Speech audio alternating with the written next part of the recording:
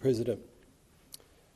Last year, Daniel Westerman, CEO of AEMO, said that, and I quote, "Curtailment of renewable projects has jumped almost 40% in the past year." I'm sure you won't be shocked to hear that he attributes this to insufficient transmission capacity. AEMO is, after all, in the transmission business, along with myriad foreign-owned monopoly transmission companies that can only grow their revenues by growing their regulated asset base.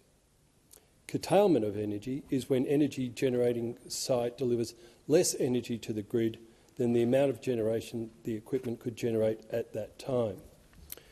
What AEMO leave out of the curtailment discussion is that curtailment occurs not just because of network constraints and local limits, but also because of economic reasons.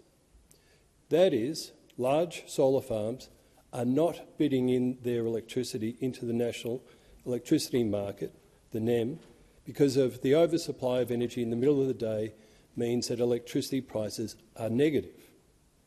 Negative prices means that a generator must pay to send their electricity into the grid. Yes, renewables are cheap energy, often free, as we can see, or you get paid to take the energy if it is bid into the market, which it isn't being. The popular argument about transition to net zero focuses almost solely on the needing to increase our supply of green energy generation into the network to meet our renewable energy targets. Yet we can see the problem is not the amount of energy being generated, but the timing of when it's being generated. As we are discovering, bringing deep structural change to the energy market in the form of more renewable energy generation projects, ideology must be tempered against the reality of the Australian energy system. The NEM is a physical system. It is governed by the laws of physics and requires certain inputs to maintain the network's stability. These don't just include security of supply, but also inertia and frequency control. We cannot just increase supply ad nauseum and expect to stay within the technical envelope of the grid. Case in point, the rhombus of regret, an area in northwest Victoria where large solar farms have built their generation and which is being curtailed up to 50% of the time. And this is due to 50% caps on capacity placed by AEMO due to low system strength in this region. Put simply, the solar farms are too geographically remote. This is a classic example of a major failing in the Australian energy market history, where ideology has run its course by building large amounts of generation with no actual ability to transmit it. This is uneconomical, impractical, and risks investor interest in our market. And most importantly, it risks Australia not reaching our 2030 green energy targets. The rhombus of regret is not the only area in Australia where curtailment of solar farms occurs. It happens in all states. Yet Victoria seems to be the place where AEMO are fast-tracking projects known in the ISP as actionable projects to build billions of dollars worth of transmission. Transmission appears to be the $100 billion totemic energy policy that is being championed to fix all energy system problems. An obscene amount that lines the pockets of some, but at the cost of all Australian taxpayers and energy users. Recently, the Australian Energy Regulator Chair, Claire Savage, described this as a, and I quote, "a wall of capex coming at consumers that will offset the lower costs of wholesale energy as we make the switch to renewables. We must find ways to be more efficient." She added, "These network capex costs will be baked in not just for today, but for many years to come. The problem we must solve is not the amount of electricity in the system, though we will need to increase this in coming decades.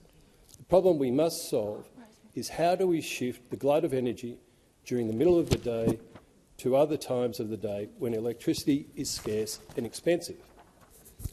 Firstly, we should be incentivising energy-hungry businesses to relocate to near the curtailed generators to make economic use of the curtailed energy.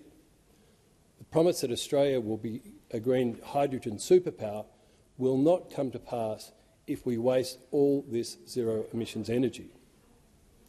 Secondly, we need to incentivise or force proponents of large renewable farms to co-locate battery storage with their farms to manage this increase of supply and the network constraints we are facing.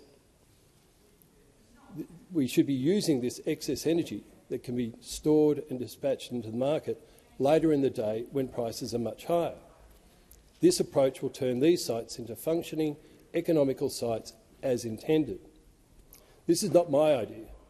It is the subject of a study by ARENA in its report titled Unlocking Curtailed Solar Energy on the NEM Through Storage. This report states that curtailment across the years 2019 to 2022 was approximately 980 gigawatt hours, or 16% of the annual energy generation across the 44 solar farms it studied.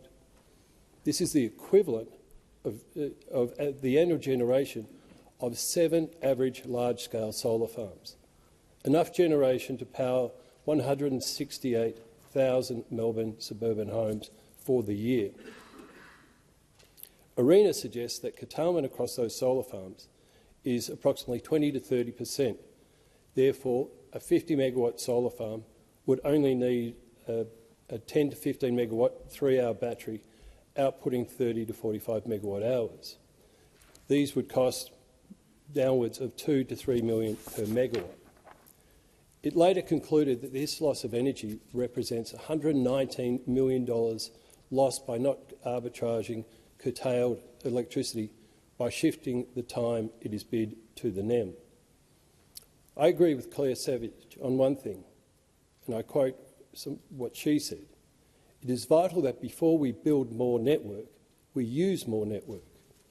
Yet I'm sure that we'll see a wave through billions of dollars directed at transmission lines, such as the $4 billion being spent on VNI West project and the $1.5 billion on the Australian-New South Wales Victoria Energy Connect line, 2 transmission projects set up to manage the excess glut from the rhombus of regret. It makes you wonder why we are sailing with blinkers on towards more poles and wires,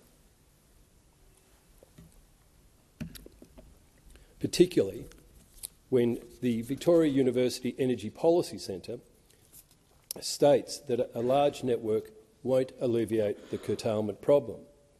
Using AEMO's modelling analysis of VNI West, they find AEMO's results only show a slight reduction in renewable curtailment in those renewable energy zones affected by VNI West in the decade after VNI West is commissioned.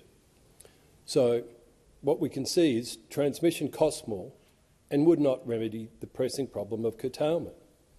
Poles and wires are, after all, a 1920s technology not fit for Australia in 2024. The questionable choices from the transmission mascots is compounded even further when we begin to look at Australia's capacity to have solar panels and battery storage situated at every home across Australia.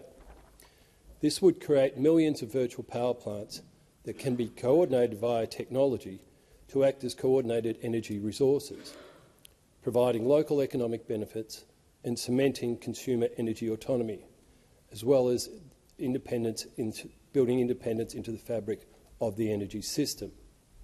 The recent 3-year virtual power project, Project Edge, shows that only 320 residential customers equipped with a VPP in regional Victoria provided 3.5 megawatt of flexible capacity. To put that in perspective, the final report on Project Edge highlighted that if we utilise the roles and market arrangements seen in this project, we could avoid more than 15 terawatt hours of rooftop solar curtailment by 2030 across the NEM. This is enough energy to power 2.5 million houses today, or almost half the country's inhabitants for this year.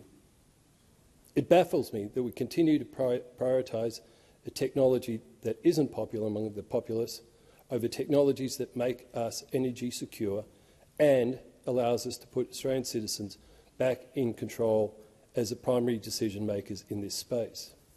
It's time we start having an honest conversation on the real need of more transmission wires, an outdated solution plagued with cost blowouts.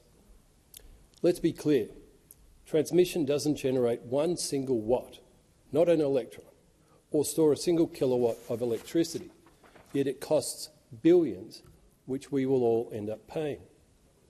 Utilising batteries, either based at every home across Australia in a coordinated VPP format or co-located with wind and solar generation, must be part of the solution, especially when over the last 15 years you can see that the cost of batteries has declined by 90%, one of the fastest cost declines in the clean energy market.